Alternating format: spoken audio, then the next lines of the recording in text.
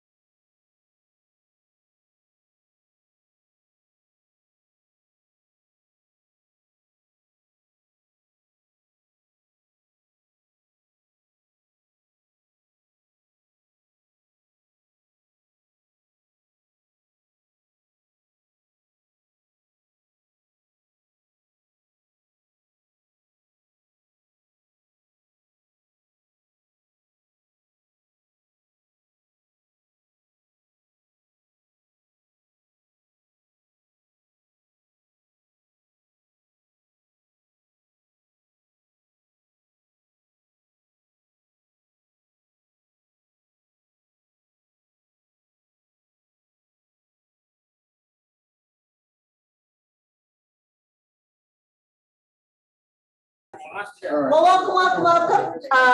Monthly meeting. We're gonna be talking about swarms and they're swarming already. We've had 3 phone calls, or contacts from Pekin. Sound like every other day it was Pekin saying, we've got a swarm in our yard, we got a swarm in our yard. Okay, so that's what he's gonna talk about. And I will tell you, last year, I was intimidated until I listened to him explain it. It's kind of, oh, it's not that hard. But having the explanation will help you tremendously within that. Some things that are coming up, next Bees and Brews will be at Schooners in Bloomington. I think that's the 8th. On the 5th, I would take help. I'm doing a 4-H group is going to do a bee presentation out at Sugar Grove. Reva's going to help me. She instigated it. She's the instigator.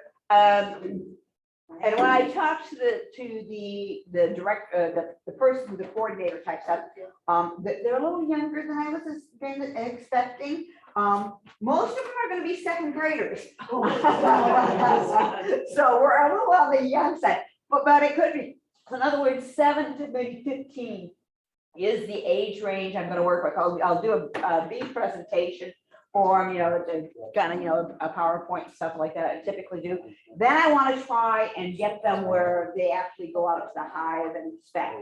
I'm still, depending on what kind of suits I can find. So if anybody's got a kid suit that are willing to let me borrow for a day, I will take it. I've got some other feelers out that I'm doing to get those going within that. So that's a Sunday. It starts at 2. 2's when the kids are supposed to be there. I don't have a final number as far as how many. So they'll be there at 2. I would say about 2:30. That range is when we would actually start trying to go into the hives. And we'll see how nervous they are and how I can calm them down and how I do that. Yeah. We have a Tyvek suit that my son wore when he was 4. Okay. Yes. Okay. Yes. Need it by the 5th? Yes. Yeah. I think John. Yeah, and I actually need to. They still those talk ones to from John. there. Huh? Don't they have the ones from there that we have? I'm putting out, I'm hearing various messages. Bobby was out of town for a while, and so she got back and said they're in a box and nobody knows.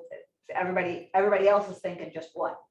I'm thinking, I thought there were more. So we'll find out. I can beg, borrow, and steal, and I've got alternative plans in my brain. Steve, how many small suits do you have? I'm sorry, How many small bee suits do you have? small, Small kids, kids. little kids. Well, I have a range of 7 to 15 years old. I have 15-year-olds. Like I said, I've got some alternative plans. If I can't find enough, I'll put them in How many t-shirts do you and need? stuff. I don't know yet.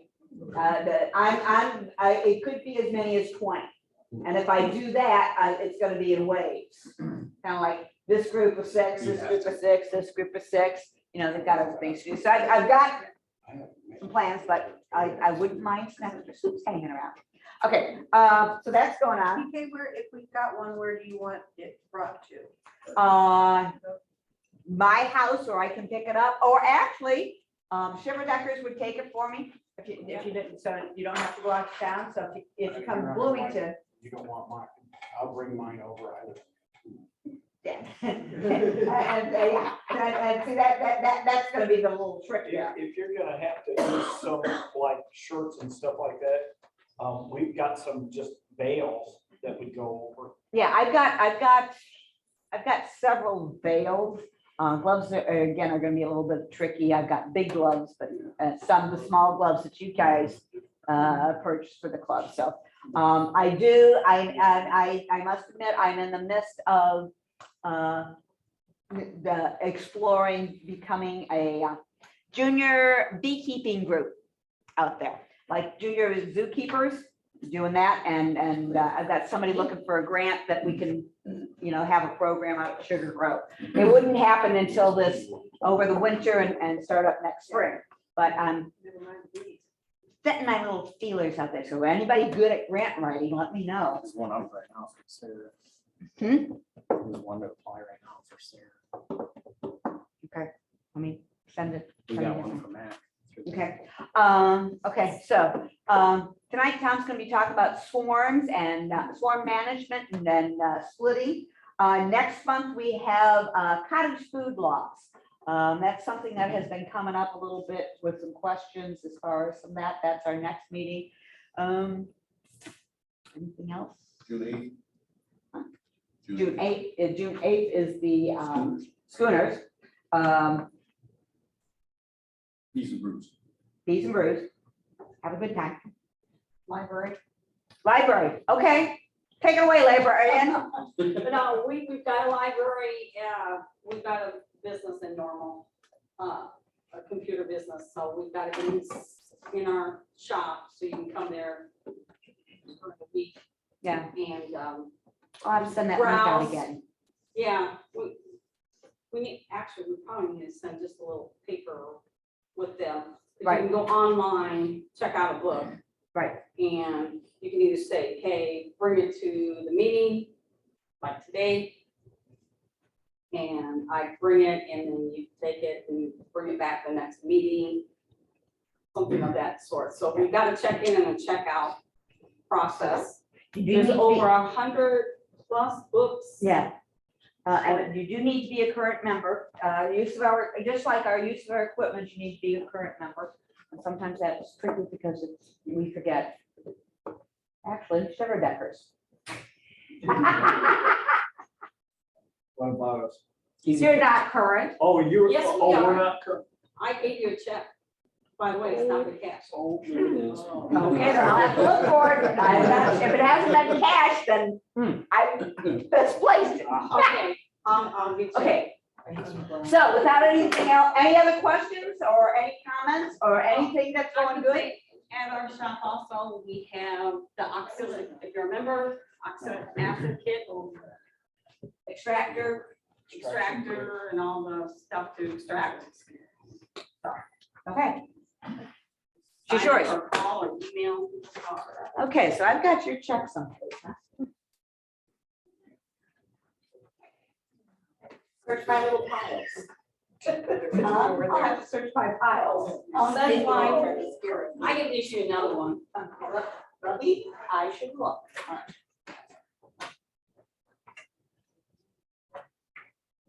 All right, so I know a bunch of you have seen this and can probably give this presentation. So definitely stop me where you go. I know a lot of you have gone through this of the, oh my God, there's no way I'm ever gonna be able to do this, to now you're doing this consistently. So I know, I saw Mark come in, I know he does it all the time. I know Mac's doing it. I know PK's doing it. I know there's Shiver Deckers are definitely doing it. I know you guys have been doing it for a long time. Polly, I think you've been doing some splits too, right? So it's not as intimidating as you think. So a lot of people think I'm lying when I say this, but my goal is for you not to buy bees from me. My goal is for you to become sustainable beekeepers and make your own splits and be able to manage some stuff for yourself so that you're not buying bees. So why do you want to make these splits, or why do you want to do this? So chemical-free mite treatment, and it'll give you a brood break. Is it foolproof? Is it the best way to treat for mites? Probably not. Is it a good one in the toolbox? Absolutely. Prevent swarming, which we're going to do that more in a discussion after this. We're going to talk about swarming and some of the stuff you guys are seeing in your hives right now, and kind of do more of that. So I'm trying to keep this down to like 30, 40 minutes. And then we'll go into that part where you guys can ask questions. We'll talk about what's going on in your hives. Increases. And I know a lot of you are saying, Tom, I only want 1 hive, 2 hives, 6 hives, whatever. I don't have space, time to have more. You do have a little bit more time to have a nuke for each of your hives. It really doesn't take all that much time to manage that little nuke or to manage a 10-frame box. You can use those nukes to be able to supplement your things. And we're going to talk about that in the inspection talk after this, about like what you should be doing right now inside of your hives.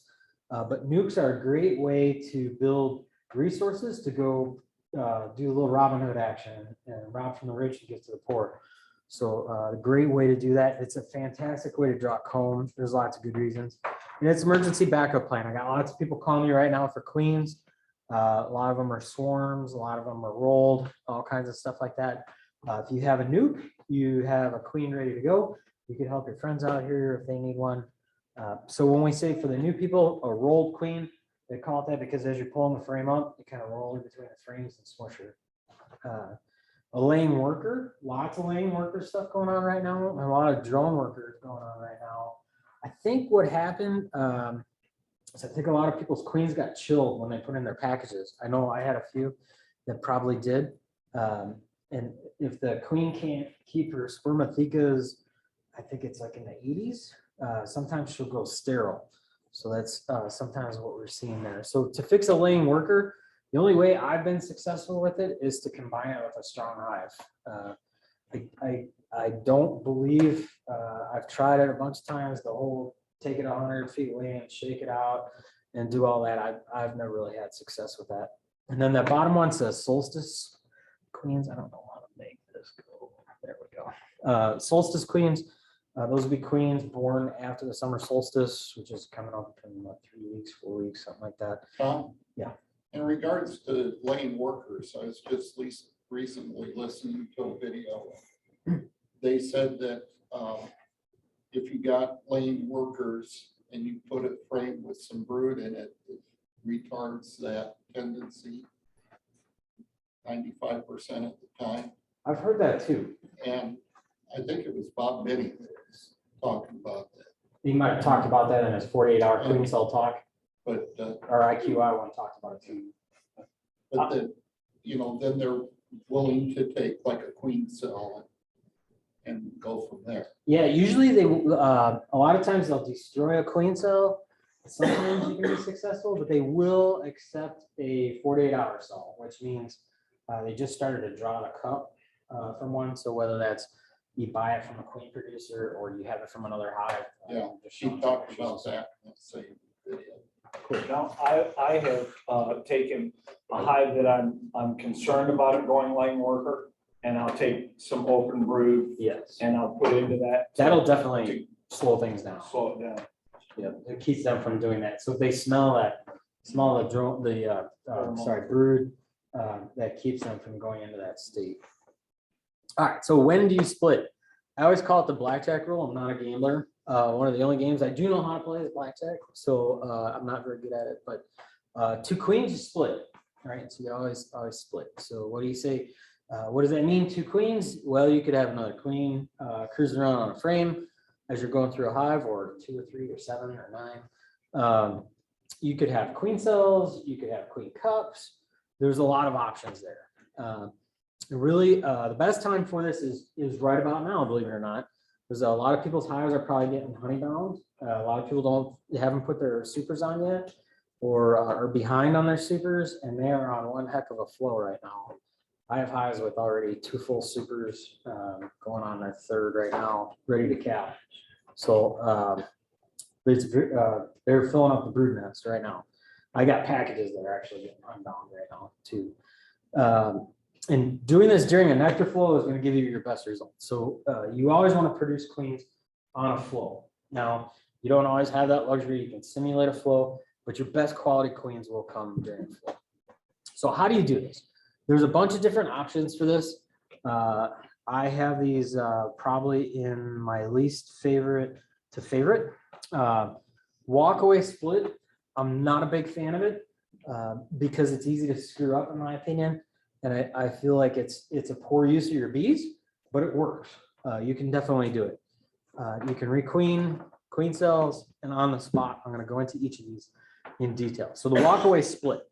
Traditionally, the walkaway split, what people would do is they would go and put another bottom board down next to their hive, and they would split the boxes apart, and they would put 1 deep on one bottom board, 1 deep on another bottom board, and put a lid on both of them and walk away. I will warn you not to do that, because you could have that whole top box could be honey, maybe a little bit of brood.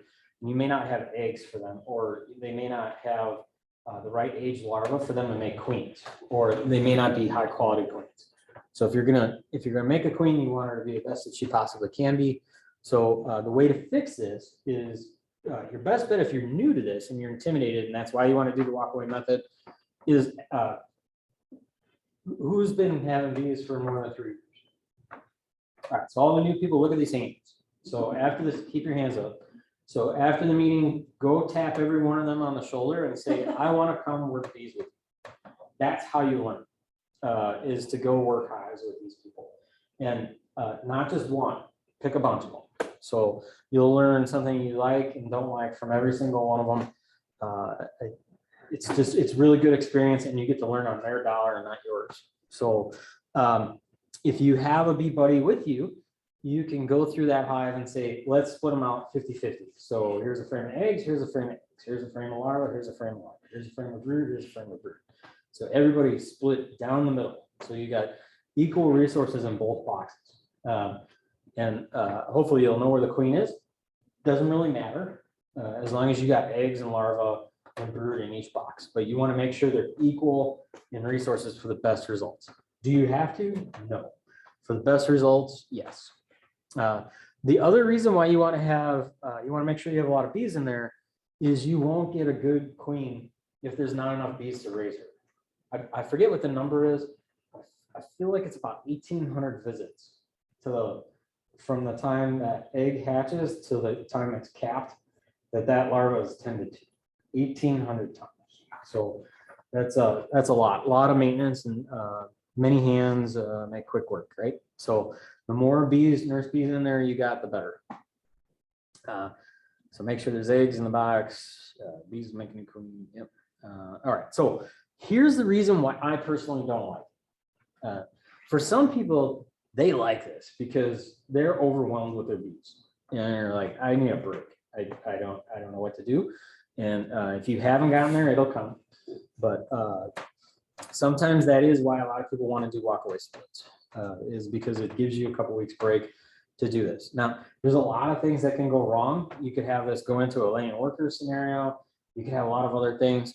Worst case, you just combine them back together and it'll straighten itself out most of the time. But there's some things that can happen there. So the reason why I say 3 to 6 weeks, bee math.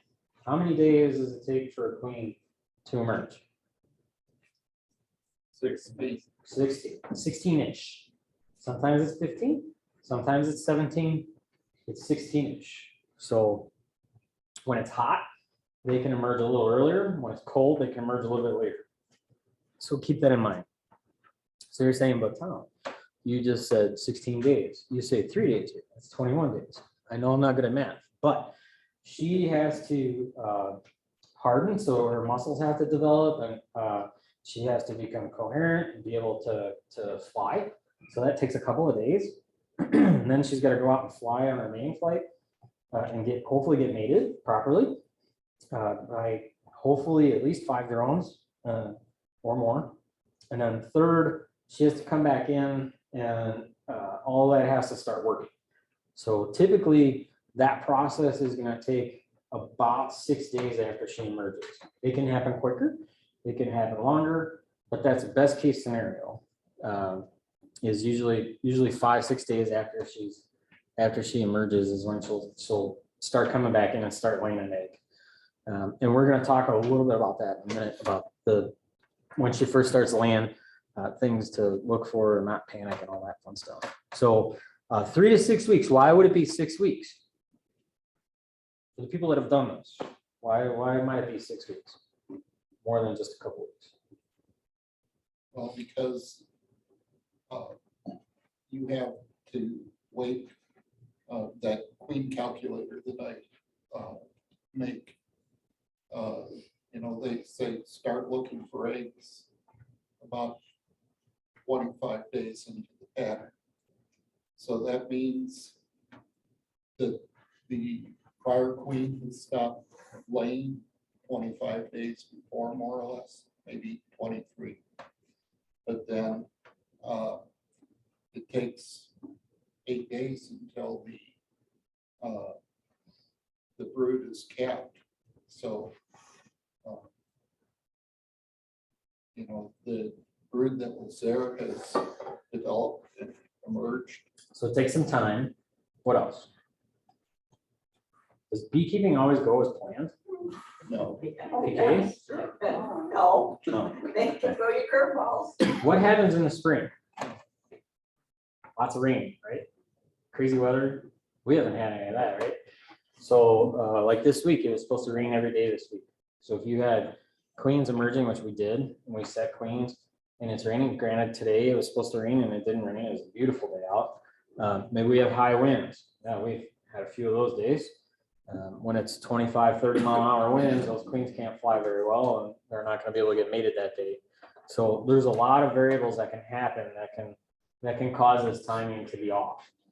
We could get a cold snap like we did last year. So last year it was real hot in the beginning and then it got cold and wet into, I think all the way into July, actually, like into late June. So who knows what's gonna happen, right? So don't start panicking until you get to about week 6 is usually my rule of thumb. So when it, like we just said, in a couple weeks, check. So what I like to do is after I do the split, I like to go back. I like to go back probably about 3 days after I made that split, start looking for that queen cell, just to make sure that they're making a queen, just so I know. All right, so here's another method. You can Jumping back, brood break for mites. I said it on the first slide. Okay. Yeah, so I must have missed that trying to log by in. going during the 3-4 weeks, it allows the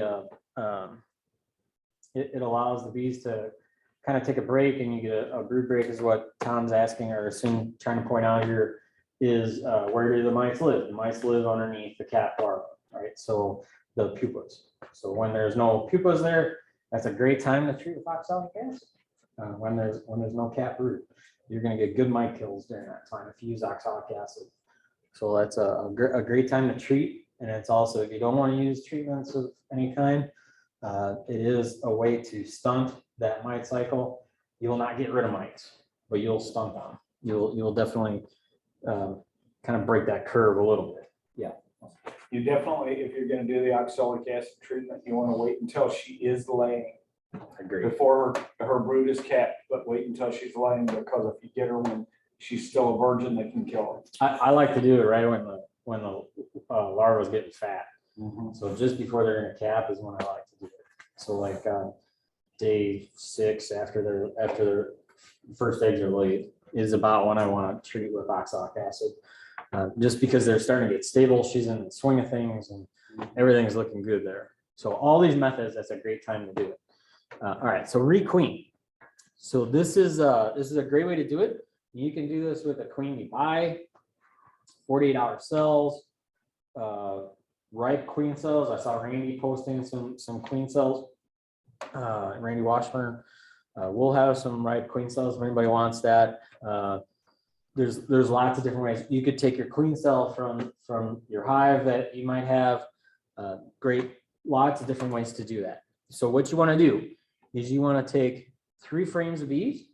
So I like to say a frame of eggs and larvae, a frame of light brood, and a frame of dark brood. So light brood is going to be yellow, bright yellow, and dark brood is going to be like hot chocolate, right? So it's going to be dark coffee colored, that kind of thing. So why would I say that? Why am I telling you those three different kinds of frames? So they emerge at different times. That's one big one. But tell me a little bit more about that.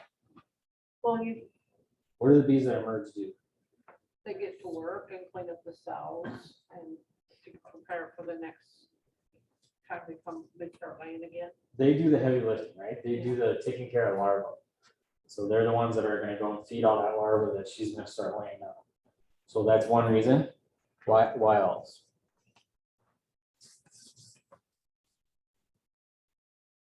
Can you do it all with dark frames of brood? You could guess. Yes. Absolutely. Absolutely you can. Can you do it all with eggs and larvae? You have to. Absolutely. But ideally, a frame of dark brood, frame of light brood, frame of eggs and light. That gives you the full thing. Now, what I like to, It also doing that, it has balance. A hive is fully balanced and things aren't gonna be out of balance, causing issues with the bees getting freaked out because things are out of balance. that's what I was gonna say too, is it's time. So how many days for a bee to emerge? A worker? 21 days. How many days are they in egg? 3. How many days are they larva? 5. 6. And then how many days? Cat brood. Well, Math, yeah, there you go. well, Right, so that kind of tells you your timing. So those numbers are really important when we talk about going through your hives and doing an inspection. Just remember those, write those down. So 3, 6, 12, right? So 20, you can count backwards from 21 as well. So keep in mind, it's not 100%. It could be a day earlier, a day later, depending on cold and all that fun stuff. Nothing in beekeeping is certain that I found anyways. So yeah, important to have a little bit of food in there. So the way I like to do this is I like to do these in nukes. Do you have to do it in a nuke? No, you can do it in a 10 frame box, 8 frame box, 6 frame box, whatever you got, 9 frames, who cares? You know, custom made something or another, it doesn't matter. I like to keep the box small so the bees can manage the space, because as the season goes on, we start getting things like hive beetles. We start getting things like wax moths. We get things like hornets, wasps, and all that stuff. And they will wipe out a hive if you're not careful. So I like to give them a small space that they can manage, and then give them room as they need it. So what I'll do is I'll put the 3 frames of bees in the middle, and I'll make a frame sandwich with it. So I'll put a new frame on both sides because it gives them something to do. And I'd make nukes so they can draw a comb too. And so when I do this split, I want to make sure there's no queen. So that's important. How do I make sure there's no queen? What are some tricks? You could guess too. No way. Look for a queen. excluder. Yeah, ideally you look for her. That's the best bet. So that's what I always do. Is I find the queen, I'll put it in a nuke, a separate nuke. And that way I know where she's at, and then I can go find my perfect frames. So I don't have to worry about her jumping frames on me, which I have them do it all the time. So I'll always put her off to the side in a separate nuke, just so I know that I haven't made a mistake with her. And a lot of times that's when I find other queens in my hive too. So that's always fun, because that does happen. I find about 20% of my hives will have more queens a lot of times, especially in my yards where I have mating nukes, because sometimes a queen will fly back into the wrong hive. So yeah, you can, what are some other ways? So if you got a big, strong hive and you want to find that queen, how do you do it? Those experienced people, tell the native people how. What's some tricks? Like somebody else said, use a queen excluder to divide the 2 brood chambers, wait a few days, and then you find out which chamber she's in. Look for eggs, right? And then you narrowed it down to 10 frames. That's a great idea. What's my favorite way? Your bee buddy, right? So have a pal come help you out. So have somebody come work bees with you and look for another set of eyes. So that always is helpful. I think Sheardeckers and sayings that you guys use GoPros when you do your inspections. You go back and look at FX. Not all the time, but You go back and look at your stuff. That's a good way too. So you remember what's going on. Then sometimes you look forever and can't find her from that. Absolutely. I have it happen all the And time. so you make a split anyway and Hail hope for Mary. the best, because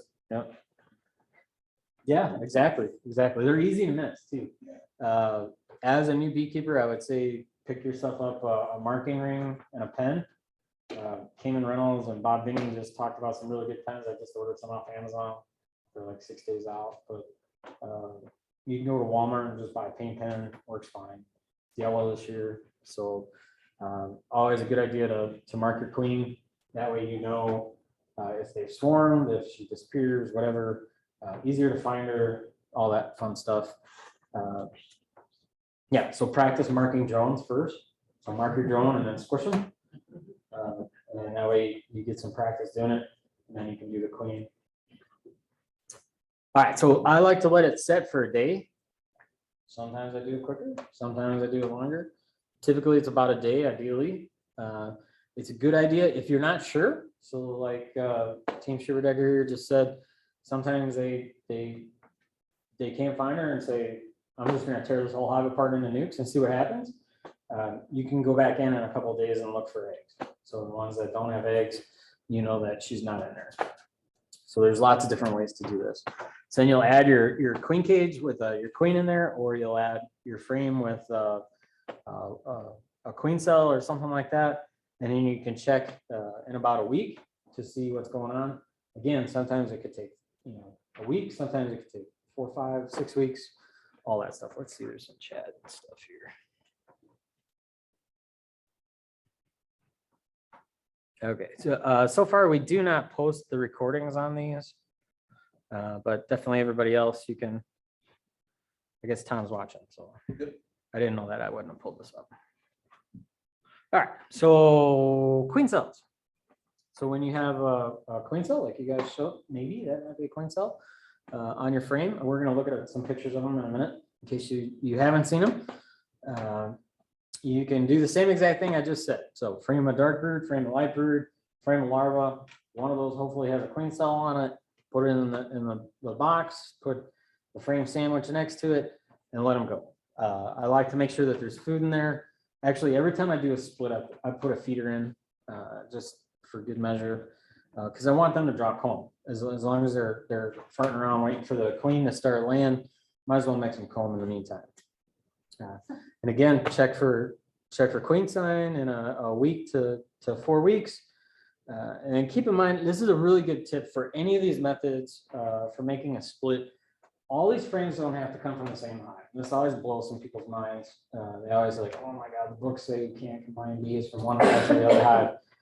That's crazy. There would be no bees from commercial beekeepers if that's the case. You can take a frame of nurse bees from one hive, a frame of nurse bees from another hive, and a frame of nurse bees from the other hive. There could even be some workers in there, and combine them all together and they'll be just fine. Now, the exception to this is if you have a really hot hive, like a really angry hive, you'll want to tear them down into a bunch of little nukes. That's really,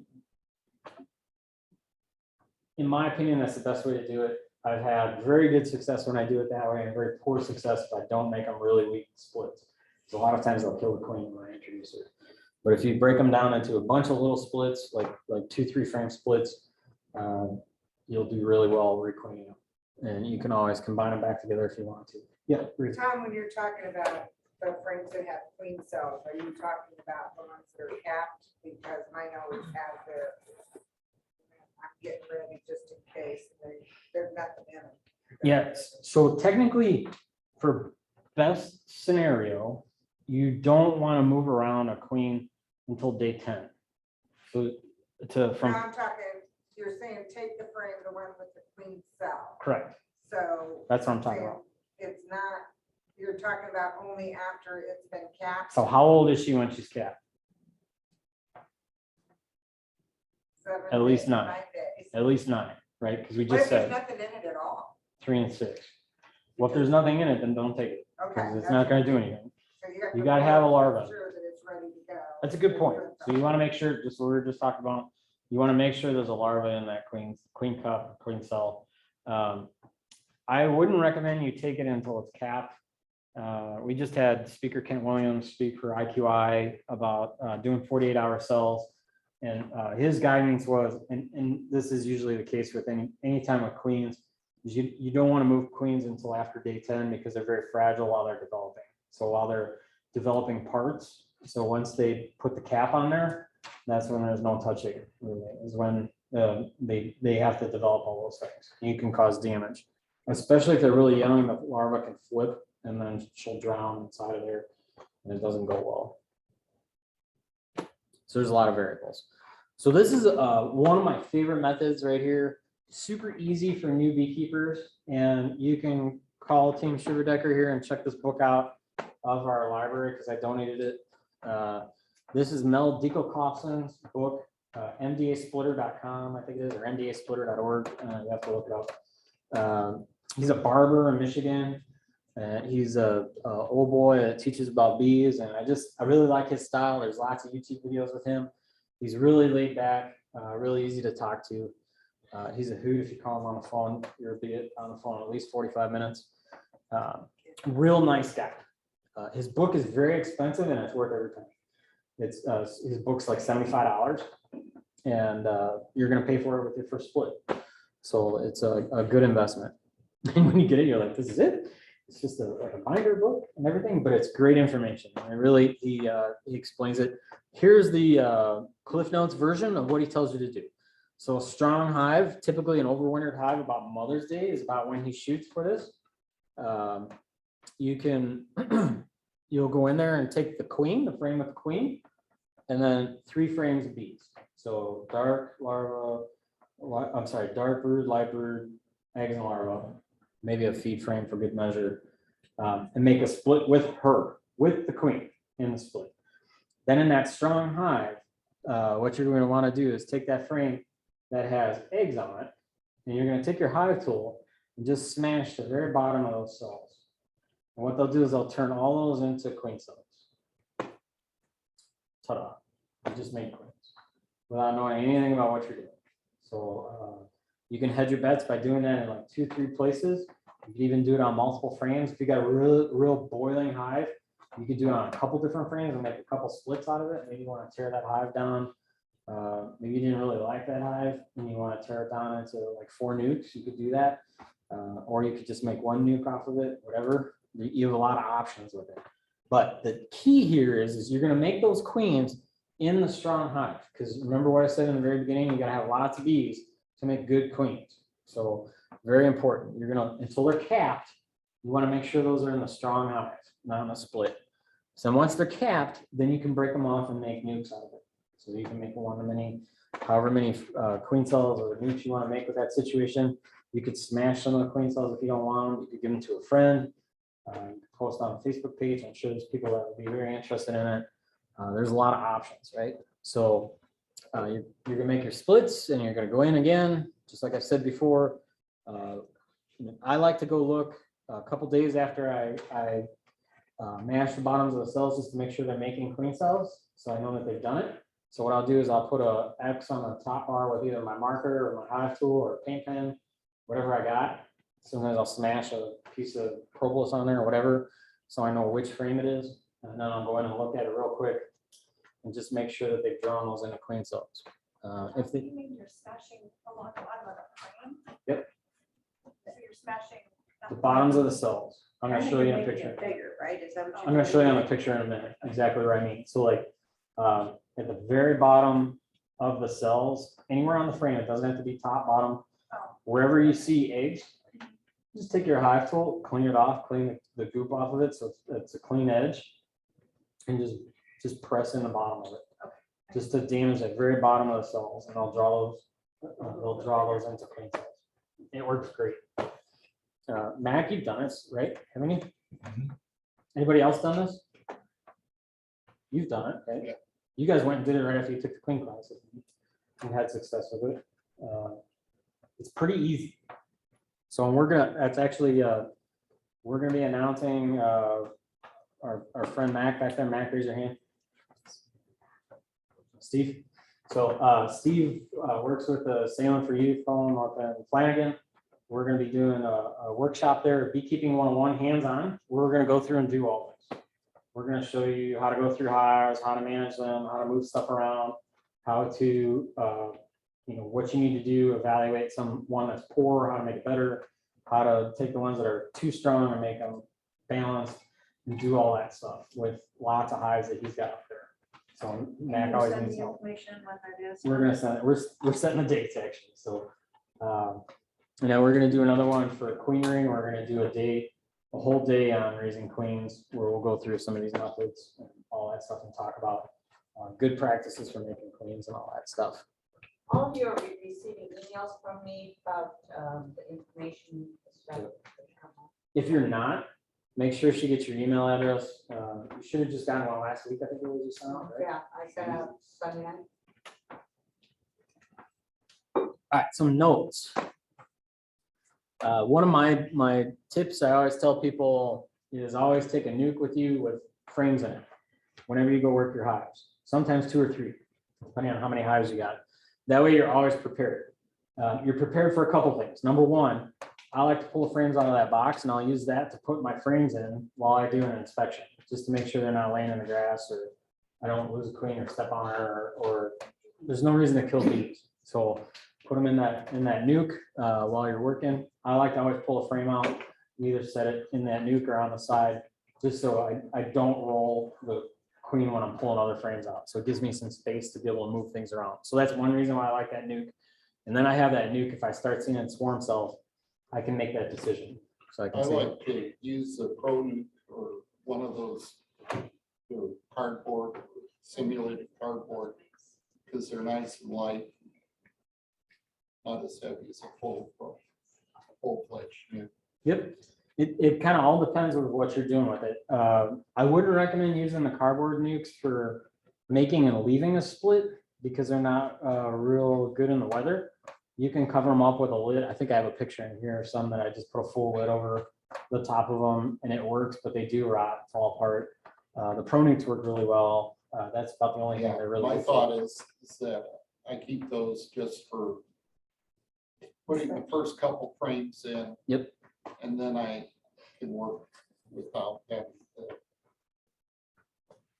worry about losing the queen. So every time I go and inspect hives, I always have some extra frames with me because I sometimes don't follow rule number 2 or I get in a hurry and I don't have other frames with me. So I always like to have some extra frames, but always replace your frames.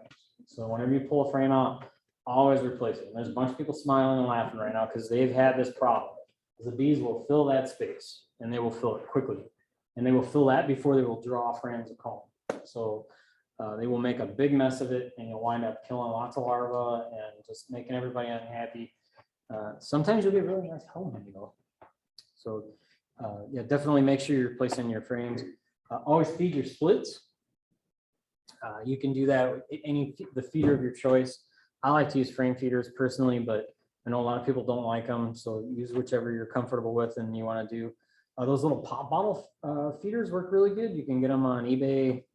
I don't know what they are COVID prices right now, but they were like 50, 75 cents and they just slid in the hole and you could put a 2-liter bottle or a 20-ounce pet style bottle like you buy pop at the gas station or something like that.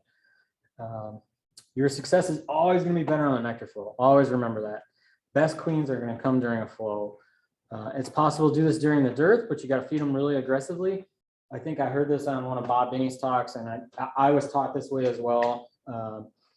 I like to feed my queen ring highs like 3/4 to 1. So I'll do a little lighter than 1 part sugar. So it's a little thin syrup. I just find better results. They seem to draw better with it. And you listen to Michael Palmer, he feeds 2 to 1 all the time.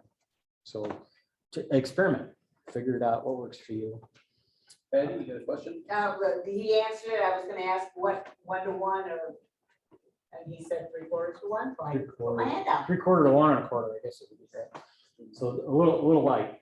Right. So a lot of you heard me say this before. I don't measure.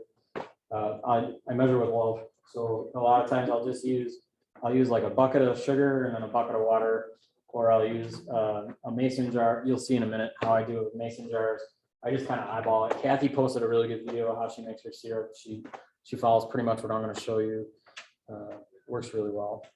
Keep in mind, nukes are a phenomenal way to draw comb, and they're a great way to build resources to be able to do a little Robin Hood action and give your weak hives some extra bees.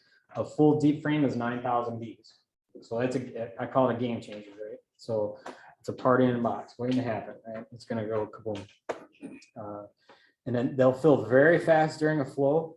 Right now, I just put frames on Sunday and some nukes, and I went through them with the bee inspector yesterday, and I had half frame on both of those 2 frames drawn. So they were laid up. So they will definitely fill very, very quickly during that time. If they get honeybound, they might swarm on you. Thanks, Be thanks for patient. saying that. They don't always read the book. Weather sucks in the spring, particularly. Actually, weather sucks all year. This is a good one here. So purple-eyed pupas. So in your drone comb, we're going to look at some drone comb in a minute. if you pull a capping off, you'll see they have purple eyes. So once a drone it's 5 weeks from egg lay till they're sexually mature. So if they're purple-eyed pupas, when you start this process, you'll be good to go. That means they're ready to emerge in a couple of days. So they will be sexually mature by the time your queen comes out and is ready to get after it. So queens are cheap, bees are expensive, even at $35, or I don't know, I've seen some other people selling like in the 40s now for queens. Sky's the limit, really, whatever you'll pay for your magic bees, they'll sell them to you. But that's still cheaper than a $200 some nuke or $135 package or something like that. So you can do this on your own, even at $4.25 for a deep frame right now. It makes me grit my teeth when I say it out loud. And $50 some for a sheet of 1/2-inch plywood, still cheaper to do this. So here we go. So a lot of people ask me, what is dark brood? When I say dark brood, that's dark brood. So I took this picture probably like, gosh, 6-7 years ago, something like that. And I was going through stuff with an inspector. And yeah, so you can see dark brood here. There's feed across the top right there. Then over here, what's this? This right here. Wait, what do you mean? Oh, it's just Are you pointing at the thing hanging down, or does it look like drone brood? this right, Drones? right there. Yeah, All right, so rule of thumb. Bees go this way, queens go this way on the frame. Right, so if you have a frame inside the hive, queens will always go this way. Workers and drones will always go this way. Right, horizontal for bees, vertical for queens, always. No ifs, ands, or buts. So right here, what's this? Queen cell with some burr comb on there. So that'll happen when they're on a flow. They'll draw burr comb around those queen cells. What's that right there? That's a dud queen cell. That won't emerge. When you see those big ones like that, they never emerge. What's that one?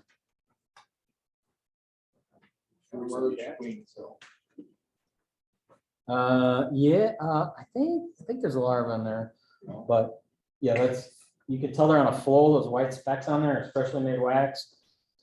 This hive was flush. This was one of the first packages I ever put in, and I split it like right about now. And I should have never done that, but I did, and it worked out really well. So this burr comb, drone comb, and then this is worker comb right here with some bees. So keep in mind, if you take 3 frames like this with this amount of bees on there, that's not enough bees.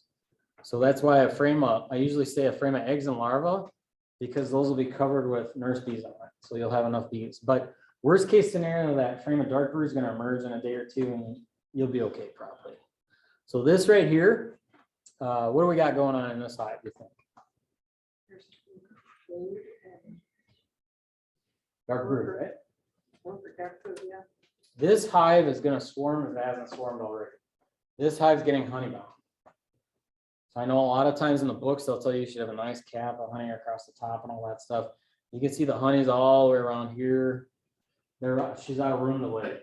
So if you don't give them frames in between that brood nest and give them space, you can't just put a box on top. That won't cut it.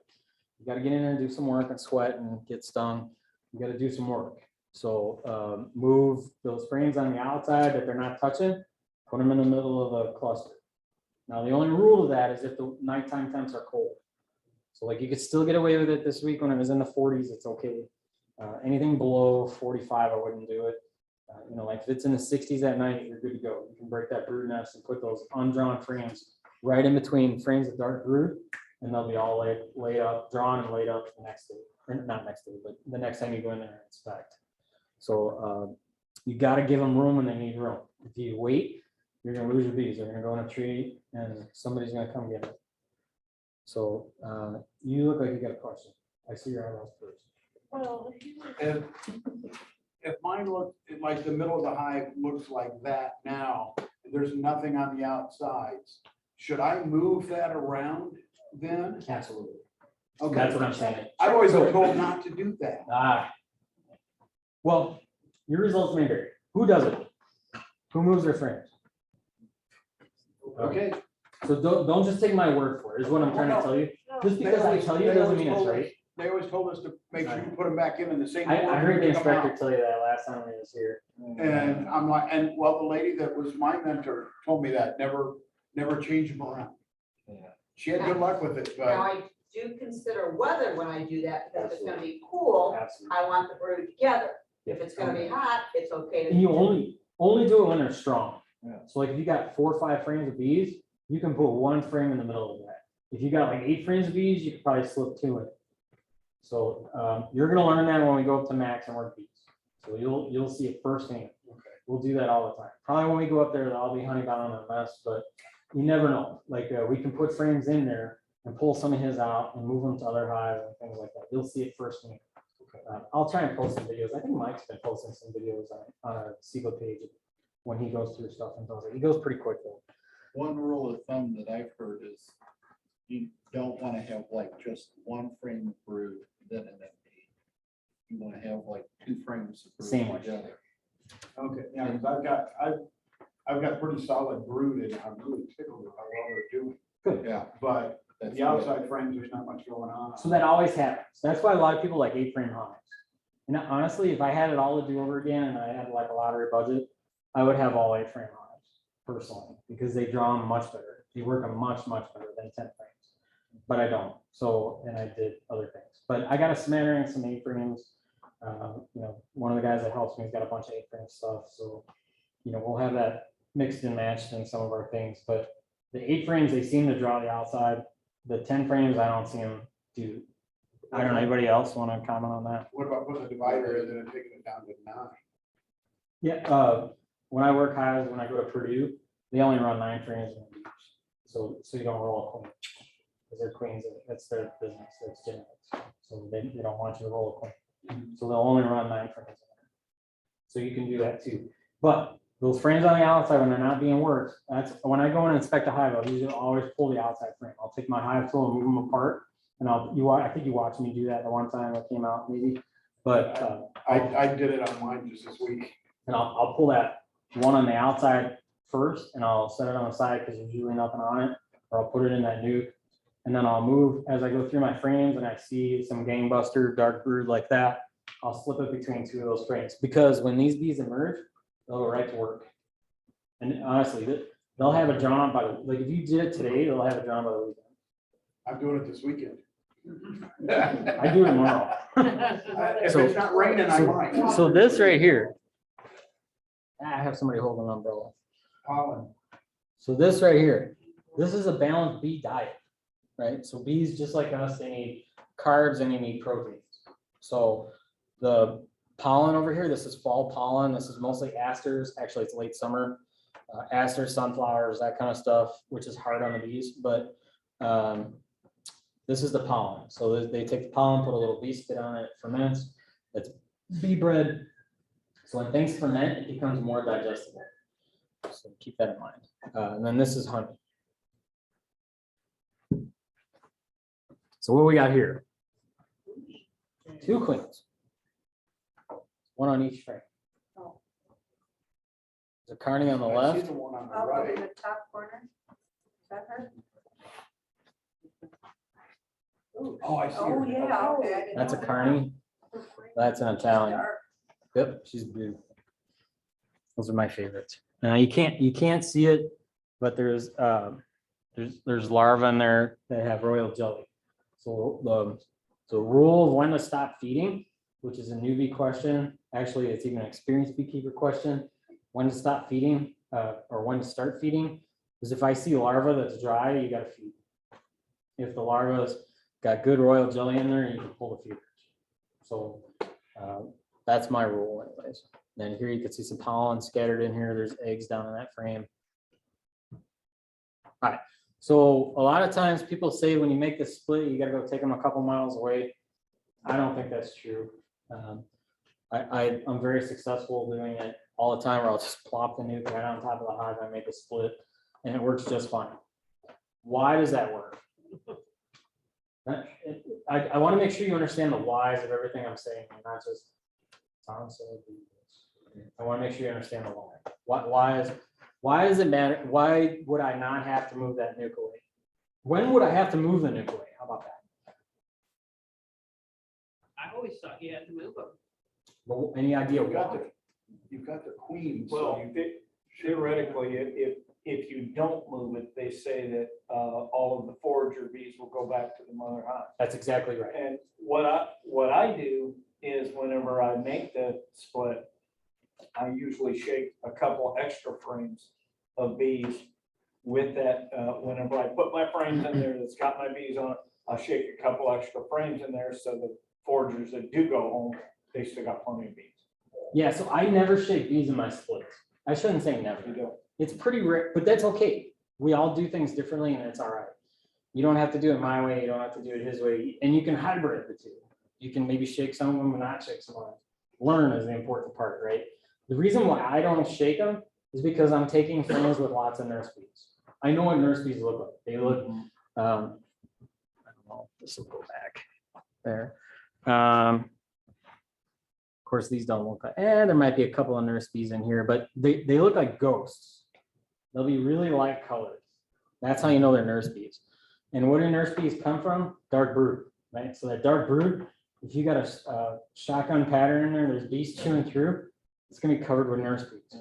So if you put that in there, you know that you got nurse bees. And nurse bees don't know how to fly yet, so they don't know where home is, so they can't go back, right? So any foragers, the other thing I'll do is I'll be splitting a bunch of hives.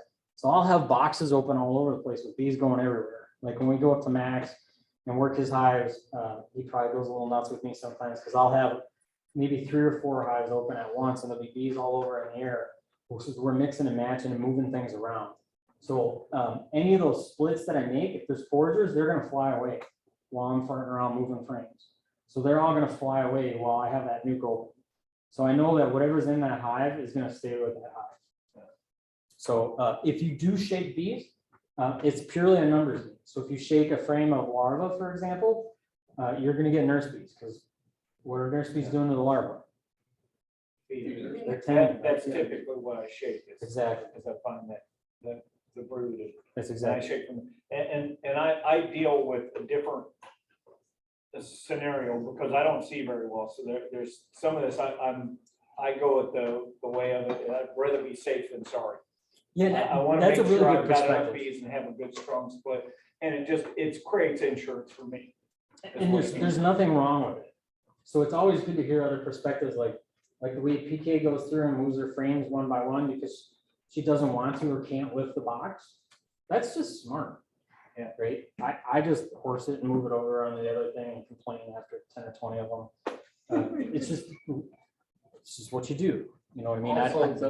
So you're gonna learn those tricks. Melissa's got a long question out there. Okay. So real quick before I go to that chat on this screen, these are Dr. Coates nukes, COTES. You can find them on bsource.com. These are one of my favorites right now. They're probably not the most economical because a sheet of plywood is like 50-ish bucks right now for a 1/2 inch sheet. If you know a roofer, you might be able to get some cutoffs and be able to make these cheap. You know, Max made these a bunch for me. The boys up there do a phenomenal job. I say boys, I mean Mac. He's usually making them, but they come out great. The only thing, so you can make 4 of these out of a sheet of plywood. So even at $60 a sheet of plywood, you're still kind of ahead of the game because that means you can make 4 nukes there. So if you have 4 hives, you can make 4 nukes and be able to run them and combine them later. So it's good insurance to have that. It's just a really efficient way. There's 4 of them out of a sheet of plywood. I've learned some tricks over the years. I don't like making the lids out of 1/2 inch because this is what'll happen. You see that crown? Yeah. So there's a couple ways around that. You can take a piece end grain up and run it down that long side and it won't curl as much. I still find it curls. Or what I've started to do is run like 3/4 or 5/8 on that instead. So yeah, these work really good. The other rule of thumb I will tell you is you cannot put too much paint on them. So 3, 4, 5, 6 coats of paint, do it, coat them. Anything you see end grain, make sure that's got a bunch of paint on it, just till it stops sucking it in. This has probably got 2 or 3 coats and you can see it still needs more. That plywood will just suck in all that paint. And then what I usually do is I'll drill a hole on the end. You can see this one doesn't have a hole, but the top is gapped. I was in a hurry and went and did this for one of our former members. Let's see. So usually they have a hole in the end and that's how they enter and exit. Yeah, I think the actual plan, they have you cut a notch. I personally drilled 3/4 inch holes, one here and one here. All right. I do You answered that and one, then so you can you get a gotta little go further disc and down. close it off if you want. With a notch, you can't do that. Those discs are nice. I like the 3/4 inch hole because I can just stay, oh, that I love, she's got RuPaul and Freddie Mercury in her house. The other reason why I do 3/4 inch holes is I can staple a piece of hardware cloth over it, close it off. So I can just staple it up if I want to throw it in the truck and take it somewhere, I can do that. All right, I did a walkaway split in April 29th with RuPaul, no eggs yet, but I did see a hatched queen cell and 2 torn apart queen cells. I think RuPaul's newly hatched queen was homicidal. Anyways, they have filled. They are.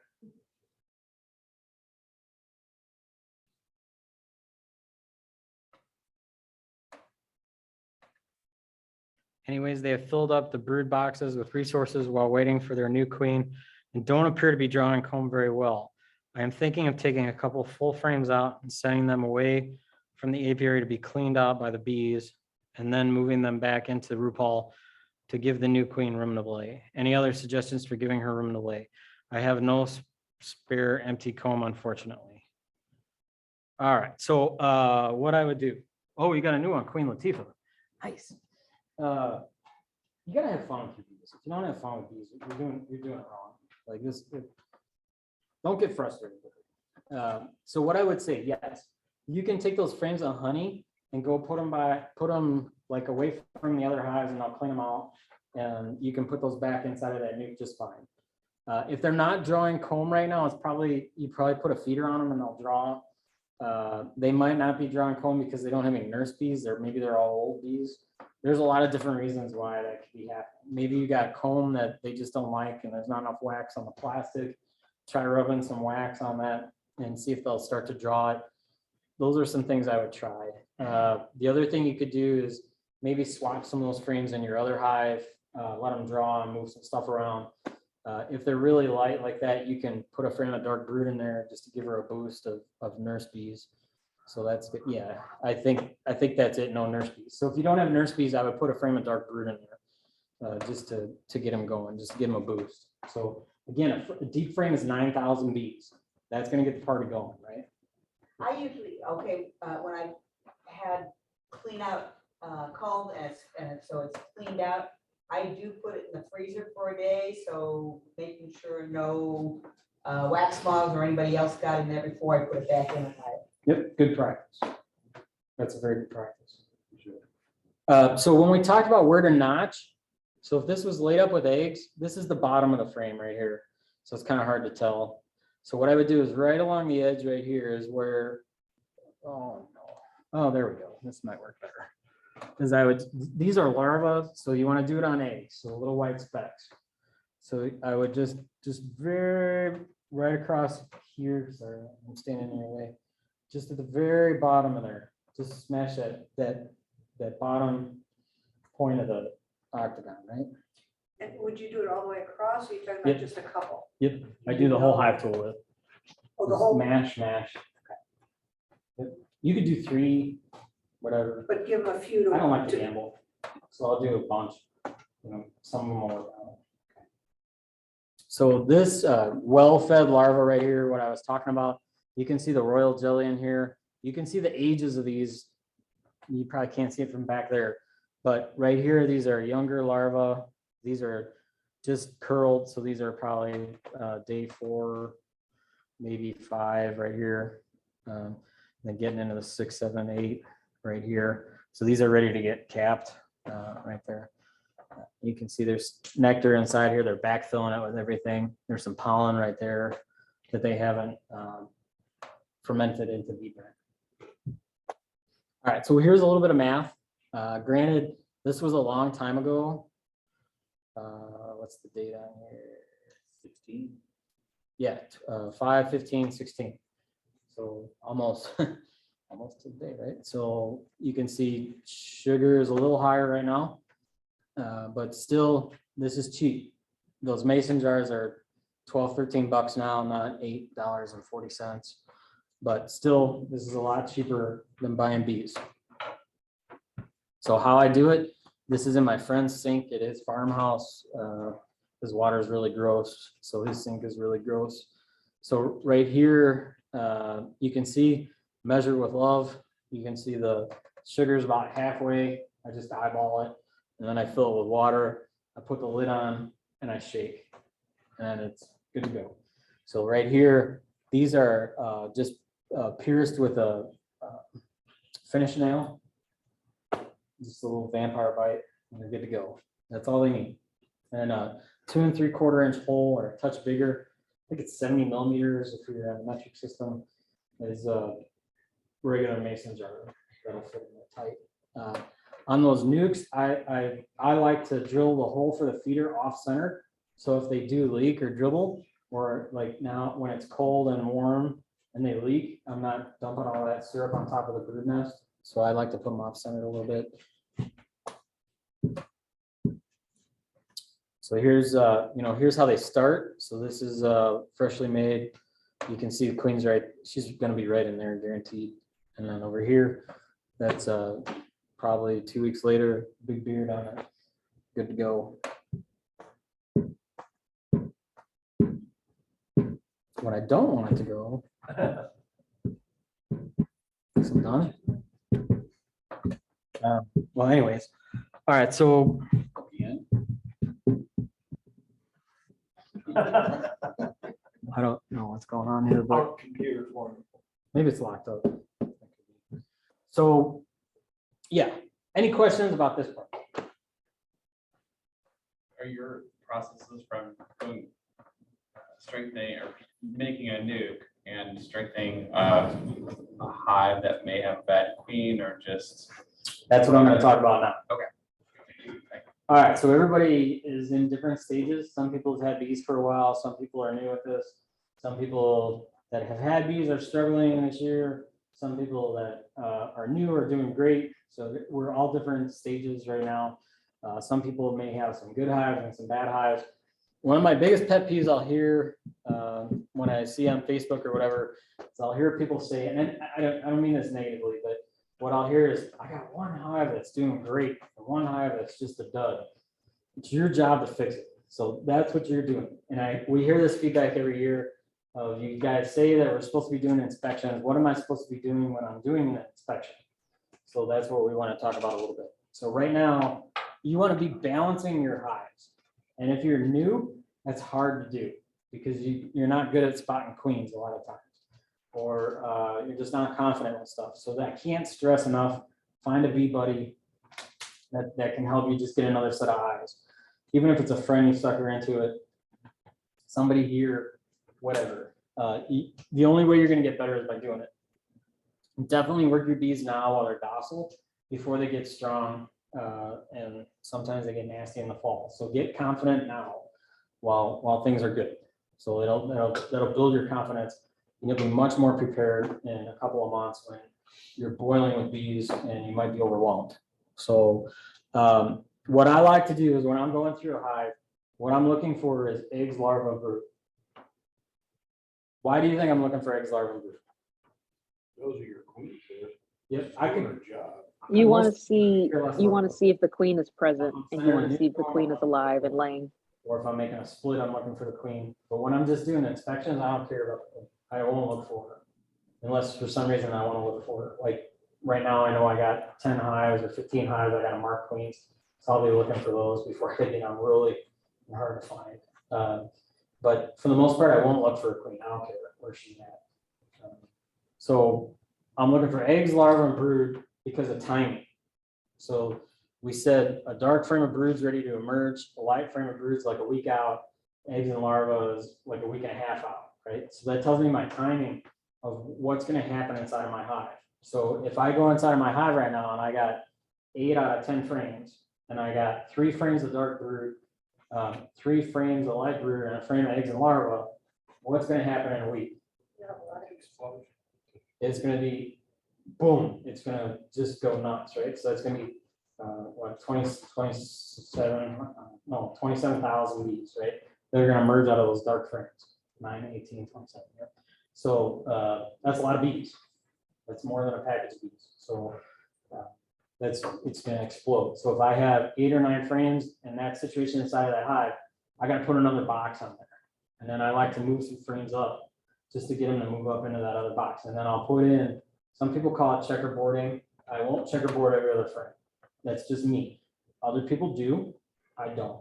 I don't do it because I find they get wild with the comb and start doing some Picasso stuff, and I don't like that. So I'll personally put 2 blank frames in the middle of the cluster where they're going hot heavy, and then I'll move those 2 frames of brood into the box above it, and then I'll come back in a week and reassess the situation, and I'll move frames around at that time. I might move another 2 down and another 2 up, just kind of balancing that out. Now, when I go through all my hives, like when I go through mine, there are pallets personally. Your situations are different, but what I'll do is I'll go through all my hives and either mark on the lids, or I'll just leave the lids open, and then I'll mix and match stuff between my hives. And this drives people absolutely nuts, but you can do it. So you can take a frame of dark brood, make sure the queen's not on there. So for those of you that aren't good at spotting a queen, what you want to do is go through that hive and put eyes on the queen, put her in a nuke off to the side, so you know you don't take her on accident, and then find that frame of dark brood in Robin Hood, right? You're going to take it from the rich and put it in the poor. So if you put, if you have one that's booming and one that's bust, I might put maybe 2 frames of brood in. Brian and I have been talking on text messages about this. From his hives and stuff. And if worse comes to worse, you can shake that frame Absolutely. before you leave, take it out of that hive. Absolutely. You're still gonna offset that a Absolutely. lot. That's good. That obviously, that's what I do because I'm not gonna see it. Yep, and maybe, you know, people are getting ready to go on vacation, right? School's coming out and stuff like that, you're gonna go on vacation, you're like, I'm not gonna be in my hives for a couple weeks.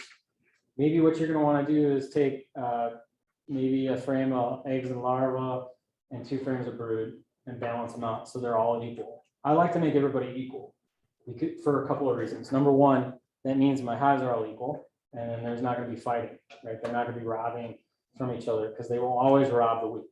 So I like to keep them kind of equal out there.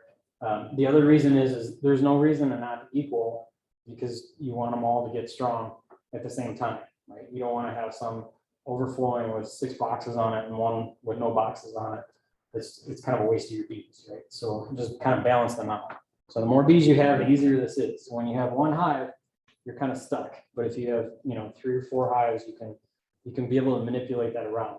So that's really what you should be doing right now, is looking at what's going on inside of the hive. So when you're posting questions on the Facebook page, you're gonna get good pictures. So if my frame's right here, I'm gonna have my phone like right here, not over here, not her holding the frame and me taking it from here, close like this. And what I do, I have an iPhone, so I just kind of wave it around and take a bunch of pictures.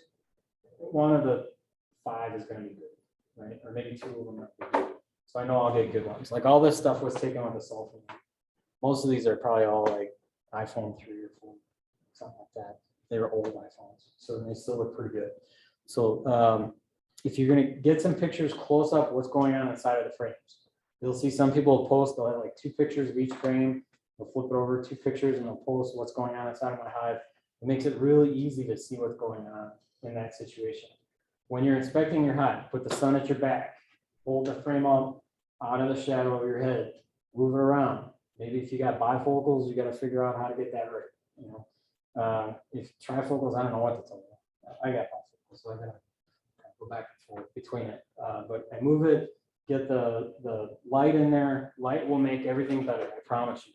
So if you're inspecting in the late evening, like a lot of times I'll be going through hives when it's that dark outside. It's just because I got to do it. It's hard to see the larva, but black foundation makes it a lot easier. Yellow foundation is a nightmare to work with. If you can, swap it out with dark. Let's see what else. What other tips? Well, they tend to be a little crankier at night. than Absolutely. During the middle of the day. Absolutely. That's because all the foragers are home. Best times in the middle of the day when everything's happy and good, honey flow. But I would try. other tips, what you should be looking for this time of year. What are you guys seeing inside your hives right now? Queen cells, maybe? Maybe, we're seeing a lot of brood. Lots of dark brood right now. So that's good. That means the party's gonna get started. Those, you're gonna have them foraging really good right now. The black locust is on. Yeah, they're Honeysuckle's fine. on. I've got a lot of Japanese honeysuckle around my place that's blooming. I've got a lot of fruit trees there, although they're going away now, but I have a lot of stuff. But I have to say, only found one queen when I was looking through them last week. I know all of them are good because they all got all that brood in there. But I only found one and she wasn't marked. Did you find eggs? Oh, yeah. That's all. Yeah, So as long as you see eggs, she's been there within 3 days. yeah. And sometimes they chew the mark off. Yep. Yeah, I was shocked. That means you have I seen her. hygienic bees. I was like, I know she was marked when I put her in here. Yes, I've never been able to keep them on. That's a sign of hygienic bees, right? Bees that have chewing behavior and stuff like Hey, that. you know what, then we'll go with it. Red, I had a lot of bees chew off the red. And I switched to pink and I didn't have any issues. I switched to like a hot pink pen and they didn't seem to go after that as much as red. Maybe it was a different kind of pen, I don't know what the deal is, but they will chew them off for sure. Like a lot of the packages that I have, they're chewed off or getting chewed off right now. They just have a little like green ring around the outside. So yeah, definitely pick up a marking ring. What I like is they're wooden rings with yarn across the nails. And you can kind of just set it over real slowly. The bees will move out of the way, with her in the middle. And you want to push it down enough to where she squats. Not till she's smushed, just squats. When she squats her legs, it's just right. So you take your pen out, blot. I usually blot the ring or the lid or another frame. I always blot first.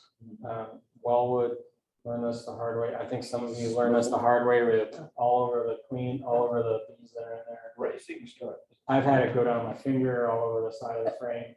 So I always blot first and then I'll dab that dark ring on her back. What's the color this year? Yellow. I said green, sorry.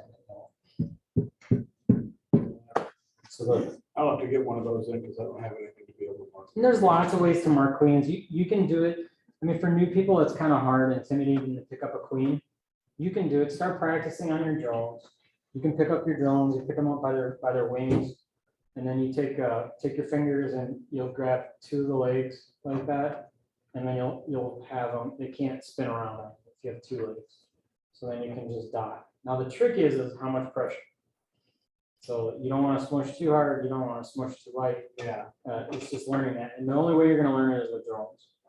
And when you master it with drones, then go to workers. And just keep practicing, and you'll know if you're squeezing too hard because it'll get stingy. You'll start seeing them trying to sting you. It's just after you mark them, smush them. Just otherwise, you'll have all these dots running around your hive. So, yeah, that's my advice to you. Okay. I mark queens by hand. I mark them with a ring. Most of the time I use the ring. I have the best luck with it. What I'll do is after I mark, I'll raise it up just a little bit and let her move around. And I'll give her to like the count of 5, maybe 10 if I'm feeling sassy, just to dry. And then I'll take and put that frame in down low. If I mark her by hand, I'll put my hand at the very bottom of the frame and put her on the frame because they'll usually fly. So that's every time I'll put them down at the bottom of the frame inside of the hive. I'll reach down. What else are you guys seeing inside it? I'll bet a lot of people are starting to get honey bombed right now. So it's really important to go through that nest. I have a really long YouTube video where I go through this. I'll post it on Facebook if you like. I went through with my friend's son. He was, gosh, I don't know, he was probably like 12. We went through and we did a split right then and there. He got stung, the whole 9 yards, you get the whole show. It's probably about 40 minutes. We go through 2 hives and make splits right on the scene. And it shows you exactly what honey bound is and what you got to do. So it's a pretty good use of your time. I've got 2 deeps on mine. They're working a little bit. One of my hives is working a little bit the top one. The other 2 aren't really doing a whole lot up there. So I should change and move some frames up there to keep them from thinking they're bound. Put 2 new ones down in the brood nest between dark frames of brood. And then move 2 frames of dark brood up and they'll move up. So you can run singles, doubles, triples. People say, how many boxes? I don't know. You gotta get as many boxes as they need. When do you usually put supers on? Not until both deeps are full? 2 weeks ago. So when they need it. So my rule, I usually start putting them on when they're about 7 frames. 7 frames of bees. But So when I say- you're doing a single deep though, right? So well, a couple things. So when I say with bees, I mean eggs, larvae, brood. I don't mean frames of bees on. Eggs, larvae, brood. So if I have 7 frames of bees, I got a super on. Or another box. And when you say 7, you're talking 10 framers. Yeah. Yeah, that's a good point. And that's So not like 5 brood and like maybe 2 honeys. yeah, you'd probably want to throw around with that situation too. There's no real right answer. There's no exact answer to this. So you got to experiment around with it. Other people that have been doing this for a while, jump in here. If you're doing a 10 frame or just a single deep with a super on top, I like to leave the queen excluder off, and if the queen lays some brood up in the top, that's fine. And, you know, as soon as I see that she's laid some up in the top, that's when I'll make sure she gets down into the bottom. I'll put the queen excluder on. And so you got a little bit of brood there. They feel at home up in that. Yeah, so some people panic about that and they're like, oh, I can't have frames that have brood with honey. They'll hatch and Lighten up. go on. It'll be fine. It'll be just fine. Right. I guarantee you've eaten honey with not a brood frame. You'll live, right? It's not gonna hurt you. Nothing bad will come from that. But Cayman Reynolds just, I think, had a video about drawing comb and stuff like that. And he said, make sure you always have a drawing comb above an excluder. So I do the same thing. I usually let them start laying in there, and then I'll either move the queen down or move a frame down, and I'll put the excluder in there. I'll do that all the time. With the 7 rule or the 7 frame That's just rule, my opinion. it's better to be a little early than be a Absolutely. little late. And so if you think you might be there, it's better to go ahead and put it on than just to wait another Yes, week. let me also say that. So my rules are my method, right? So I'm in my highs once a week at least. So if you're not in your highs once a week, you might want to go a little earlier. But I try to manage that space pretty tight because I don't want wax moths in there and I don't want wasps. And there was somebody I talked to that had a family of wasps going and just slaughter their bees pretty bad. It happens a lot. So I like to manage that space pretty good. I'm pretty cautious with it. Brian, I think you've had wasps too. So, sorry. So yeah, there's I personally do 7 frames. Sometimes I'll throw it on 6. Sometimes I'll throw it on 9.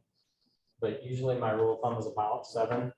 And then I'll move all the ones that aren't drawn into the middle, so that they're starting to draw those out real good. And I see Valerie's question on here. She said she noticed 8 frames of brood about a week ago and then added a box, and it looks like I have another 8 frames. Absolutely, that sounds right.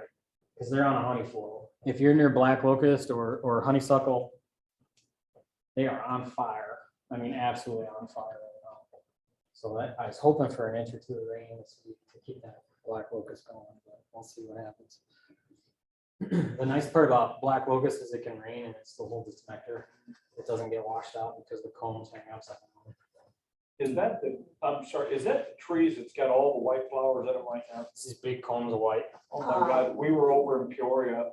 There's a bunch that last have- week and it was everywhere over in Because- Peoria. It was amazing. Actually, it may actually be buckthorn. It might be buckthorn, one of the flowers. They are pretty tall. They're tall and then they have like small little thorns on buckthorn. So a lot of people confuse honey locust and black locust. So the black locust is not the one with the spikes on it. So it's they're evil. Absolutely. They don't burn well. They're hard to kill. And they They'll poke holes in your tractor tires. they procreate, take over the world. They spread like crazy. Oh, they're awful. Like my mulberries. Yeah. Absolutely. But the bees love them. I don't, what do they do with your These honey are locusts? honey locusts? Really? I think they do. Really? I never seen any. We got a lot of them there. Really? black locust, I see them all over, and I see a lot of people mix up black locust and honey locust. So I don't know how to describe it. PK, I always send her pictures and say, what is this? And then she guesses or tells, sometimes she's like, I don't know, I think it's this. Actually, you know, there's Most of the time. some different apps. I actually just one, Steve, what do you use on plant identification? Picture this. There's a couple of them, you take a picture of it and they give you some suggestions. Google Lens will do that too. Yeah, so oh, sorry, not Reva. Sorry, I'm looking at Valerie on here. I'm talking to Reva. Valerie, I would add another box for sure. So the Cayman was talking about this. I know everybody loves Cayman, so you can listen to his stuff if you like. I do similar things to what he says. I'll usually put the empty box on the bees and the full box up top. I just find that they work that better. Some people put the empty box on top.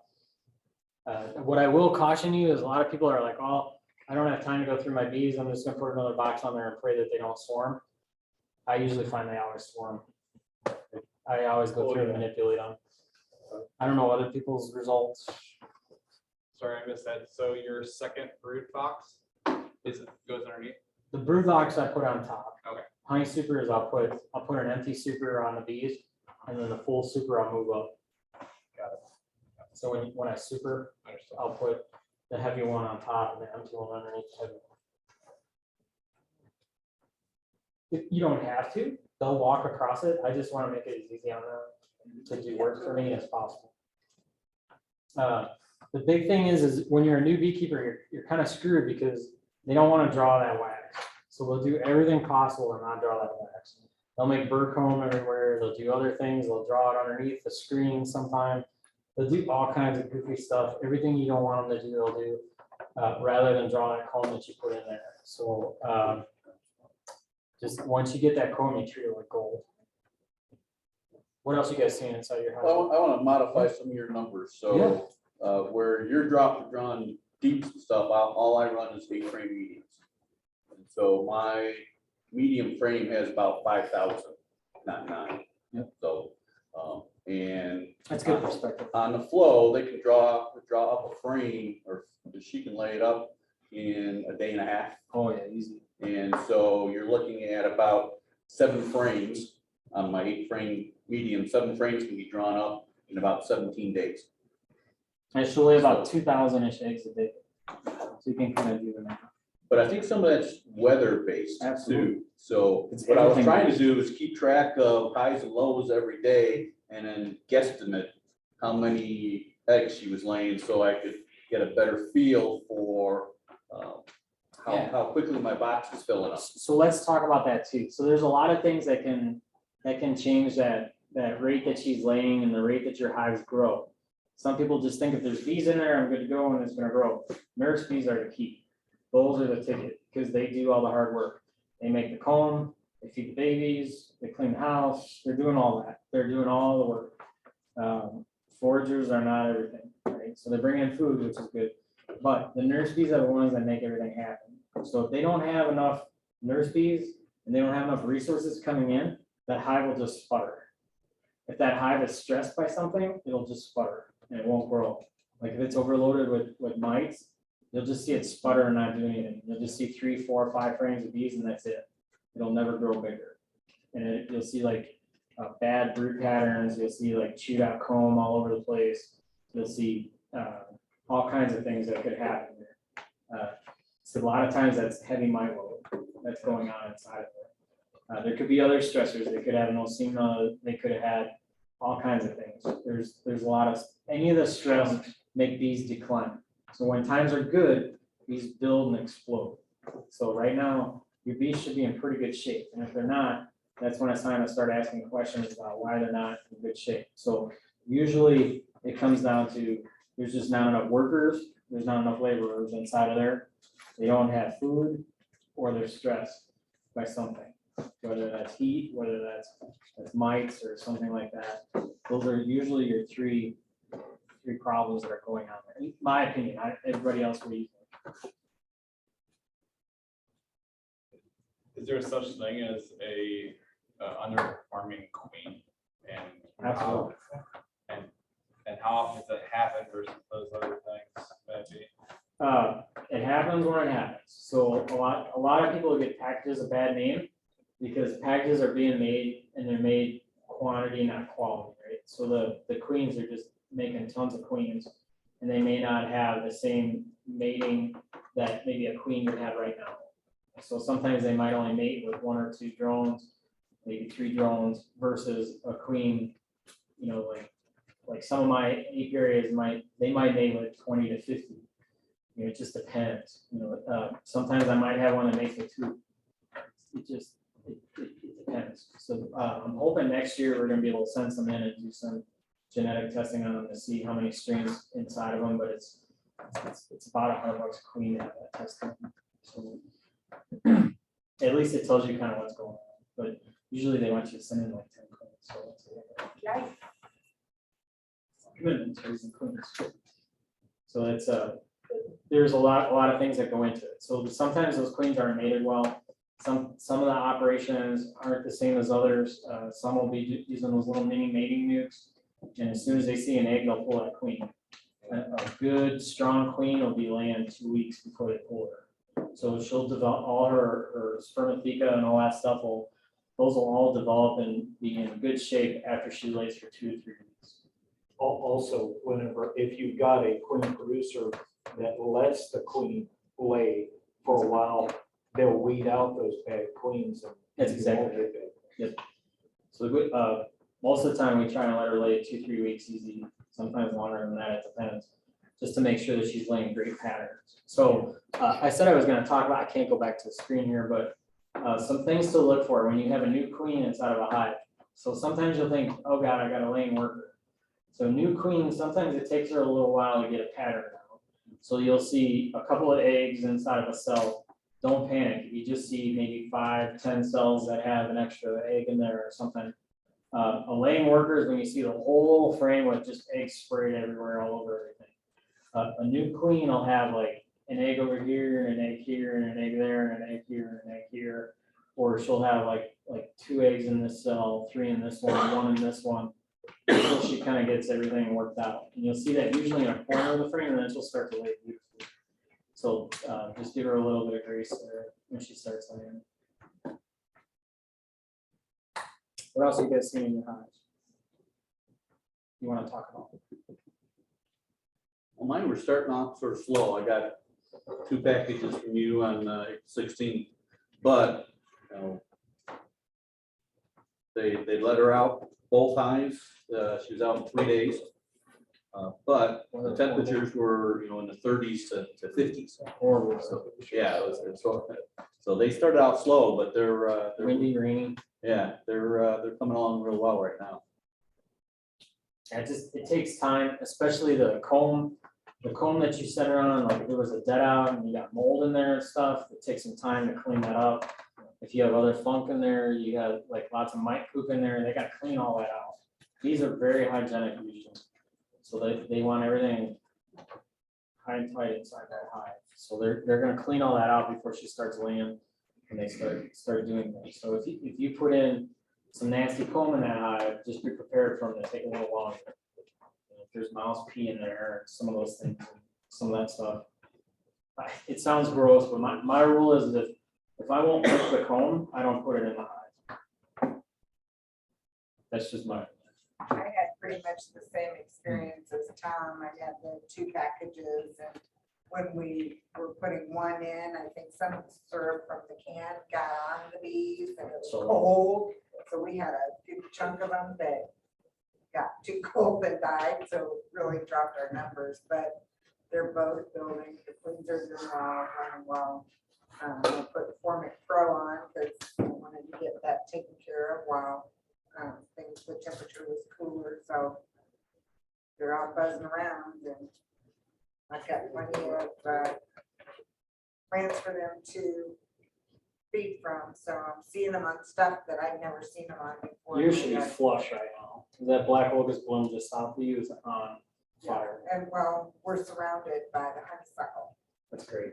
but so they're going, and you know, like I said, I put the Formic Pro on there. I went ahead and put the honey super on too, because they were filling the 2 boxes. I use, one's a 10 frame and the other's an 8 frame, but they both got 2 brood boxes on them and they're doing pretty well. I wouldn't say full. I think they could work a little harder, but they're Sometimes you gotta help them they're too. doing You fine. gotta move those frames around. Oh, I do. I'm always, I see your Facebook posts all the time. yeah, they're getting moved every which way, so. Yeah, so I'll move those frames into the middle, once it's warm at night, usually I look for like 60s at night is when I start doing that. I did do a couple the other day before it hit 40s. They seem to have been okay. I went through and looked at them all yesterday again. I went through everything I expected yesterday. Yeah, I think I could have probably, I changed where I have my hives this year. And I think I could have moved up back so that they had more early morning sun. But I think they're fine where they are. I did have, with all the rain and everything we had early on, right after it happened, I thought that I had tilted the hive so that the water could run out, but I think the direction of the rain was just coming right inside, so there were a few that got into that cold water, and so I jacked the back of the hive up a little bit to keep that.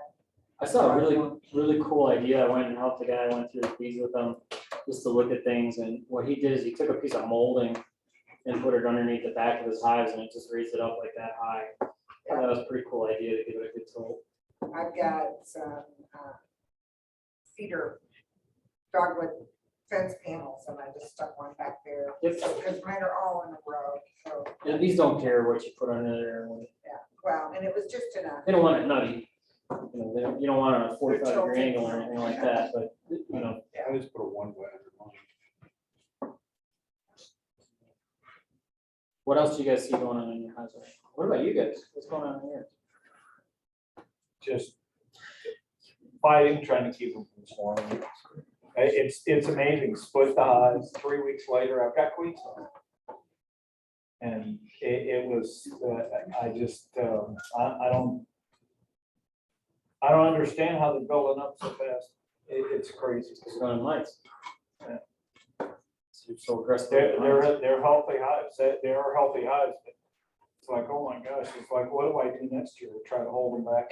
Healthy and lots of feed. That's Yeah, well, I feed them. I haven't fed them as aggressively this year as I have in the past, and I still seem to have as much problem. I'm just trying Mac, to what's keep up. going on at the It's ranch? funny, I have one hive that, because this is in conjunction with what you're talking about, where it wanted to swarm. Actually, Arthur went through it with me, we couldn't find it. And so we just did a nice healthy split, and then had the hive, and I waited. Still couldn't see her the next time I came back because it's hard to see the small elements. So then this Monday, we went out there, and I mean, it was beautiful. She had the thing laid up like crazy, and she was in the new. Okay, the bigger hive, that's one of my production hives that I make honey from. So what we did is we took, she had like 4 frames of cat brood in that thing. And so we took 3 of the frames of the cat brood, took it out, put it in the production hive to keep that production hive level up. And then we will use that hive to, at this point, until we know that that other hive's got a good healthy queen, we will use that nuke to feed that big hive. yeah.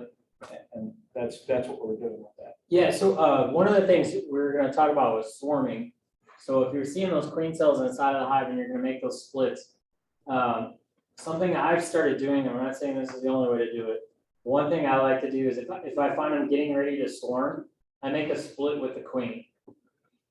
So I don't leave the queen in the big hive. I'll take the queen in the split and I'll move her off of the other one. So if they go, I don't lose her. So I know that she's good. And I can always squish queen cells and put her back in if I want to, or make another nuke out of it, or another hive out of it, whatever the situation is. But I've started, when I see them getting swarmy, I'll make a split with that queen. That's one of my splits, and then I'll make splits with the queen cells as well. My plan and your plan might be very different. So I'm making bees more than I'm making honey. So like I'll split down that hive with queen cells. I might split that hive into 4 nukes or 5 nukes. It just depends. I'll agree with you on moving the queen, because in my brain, I'm thinking those bees have decided to She'll stay swarm. put. She's gonna go one way or the other, Yeah. so I can, again, move her. She'll stay in that. Yeah. And if you want, you can put a Kleenex, take a little piece of the Kleenex. That's one good use for those plastic Kleenex excluders. Cut them off and just staple them over the engine. Have you ever had a queen that you pulled out of a hive that was gonna swarm? You put in a nuke and she still left? I've never had her leave. I was gonna say, I don't know that I've I've never ever. had her leave. What I will have happen a lot of times, but it's because I have mating nukes all over, is I'll have a queen fly into my hive. So like a lot of times in my builder where I put my grafts in, I'll have queens fly into there. So what I do now is I put an excluder underneath the box so that they can't come through that. Well, a lot of times the virgins will still sneak through. The thing that I see usually, if that happens, man, she really puts it in overdrive. Like I said, in no time. I had 4 solid frames of cat brood in that nuke. It wasn't a nuke, it was 10 frame. And she had 4 solid frames of cat brood in that thing, just like that. It was amazing. One of the How Amish fast guys she that laid. mentored me, he gave me a pretty good bit of advice with it. Cause he said sometimes if a queen's not doing good, move her off into a split, you know, and see how she does there. Or change the situation up and give her another shot. And I've done that with some pretty good success. And then sometimes I squish her. So it's just, most of the time, she will rebound. A lot of times I find a lot of people call me and say I need a queen, and what they need are bees. They need more bees. So a lot of times the queen's not failing, they just don't have enough bees. Because if, for example, if they don't have enough workers and they don't have enough food coming in, they'll go right behind her and land the eggs, they'll eat the egg. So they'll go through, you'll see them a lot of times pulling that egg out of the cell, because they don't waste anything. And they'll eat that egg because they're like, we got nothing in the pantry, we can't feed them. So they'll do that.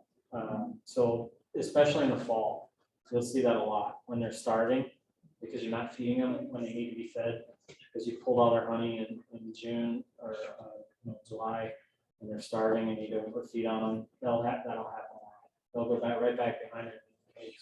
When she's got the hammer down, just laying it up, they're eating it. It's funny you talk about, squishing a queen, and a lot of people are going, oh my God, because they've got an emotional attachment to the queen. I have lots of And- emotional attachment to And, them. and to me, the thing is you're looking at the hive as a whole entity. Yeah. And you're preserving the entity and you're keeping the entity healthy. So if that queen is not doing what she needs to do, she's gone. Because she's no different than a worker. I hate squishing queens. It's maybe one of the worst things, maybe it's seeing dead owls. I think the next worst thing is seeing a queen that I gotta squish. What I'll do a lot of times is I'll have a little jar with some alcohol in it, either vodka or Everclear. I'll put the queens in there and I'll use that as pheromones for swarm traps or something like that. Or I'll use it in my mating nukes, my mini mating nukes, just to give them pheromones so they don't leave. But that's what I'll do with them, is I'll mash these up inside of that. But there's yeah, I hate squishing queens. I have so much work in those queens and so much money in those queens. It's ridiculous. Like I got, I'm cold. I don't know, $22,000, probably $2,000 in breeder queens. You know, to sell them to you guys for $30. Thank you. Yeah. Yeah, I mean, I have a lot of work and time and effort into those to let them lay for 3-4 weeks and do that.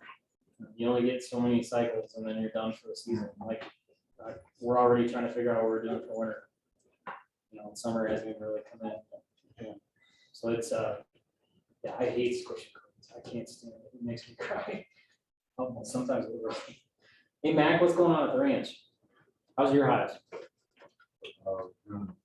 Doing really well, actually. My biggest challenge up there is forage. Surrounded with row crops, and I'm thankful that right now we just planted a field of clover. And Wildlands gave us an acre worth of wildflower seeds that we planted. But no forbs right now. So your big flow is June, July, August, right? Yeah. And What's so, the yellow flowers? Just, what is it? Must. There's a butterweed too. I mean, there were just fields of it. We drove 55 yesterday. There were just fields of it. yeah. And Did people harvest that? No, that's because they haven't planted that field yet. Ew, I'm like, what is that? It looks like a crop. It'll be yellow one day, they'll go through and spray it, and that whole field will be brown the next day. You'll know they're fixing to plant it. But that's It's just so because. pretty. The bees like it. Oh, yeah. Yeah, oh, yeah, Bees my like bees You it. bring in a lot of pollen. I see a lot of people. Because it was gorgeous, but I'm like, I'd never even seen that before. The farmers wish you had me.